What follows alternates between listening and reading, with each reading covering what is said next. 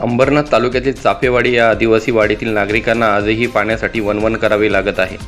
चाफेवाडीमध्ये सुमारे 90 कुटुंबे राहतात। उन्हाळा सुरू होताच गावातील विहिरी आणि बोरवेल कोरड्या पडल्या आहेत। गावात 3 वर्षापूर्वी जल जीवन मिशन अंतर्गत नळ योजना राबवण्यात आली होती।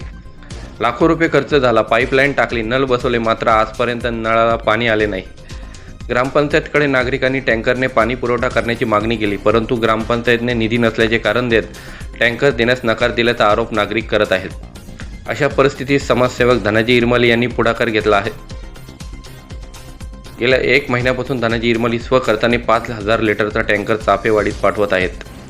प्रशासनाने कायमस्वरूपी पाण्याची व्यवस्था करेपर्यंत मी जमेल तशी मदत करणार असल्याचे धनाजी इरमली यांनी सांगितले आहे। धनाजी इरमली यांच्या कामाचे नागरिकांकडून कौतुक होत आहे, मात्र पाणी पुरवठा ही शासनाची जबाबदारी असताना नागरिकांना समाजसेवकांवर अवलंबून राहावे लागत आहे, असा सवाल ग्रामस्थ उपस्थित करत आहेत।